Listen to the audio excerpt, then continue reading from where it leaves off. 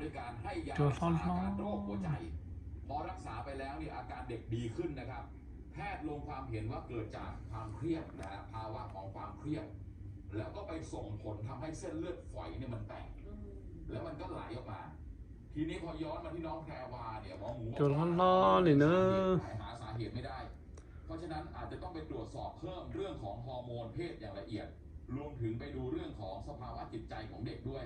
มันอาจจะเป็นส่วนเกี่ยวข้องทำให้มีเลือดเนี่ยออกตามร่างกายหรือเปล่า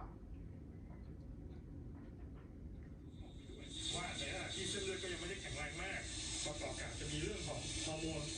ที่เกี่ยวข้องกับประจำเดือนหรือเปล่าที่มาก่อนแรงควรหรือแม้กระทั่งเรื่องของความเครียดก็อาจจะเป็นสาเหตุที่ทำให้เกิดโรคนี้ได้bây giờ nó muốn nó bây giờ ba nhóm được ta chế nó tới ba luôn rồi ta tỏ cho ba ta tỏ rong câu nữa ba rong câu cái đó cho ba nó như xì phở bò được trái này ba nó mà rong câu cái đó cho ba nó tới ba mà rong câu cái nó mấy thùng rong câu không nhớ là tôi sợ nó nữa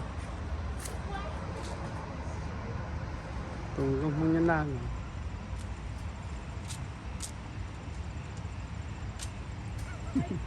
không nhớ là xong rồi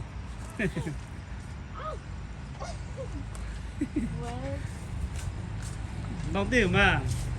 đóng tiền yeah see so pretty không nhớ là nó này không nhớ là này chứ kia đây là ta mua rồi kia đây là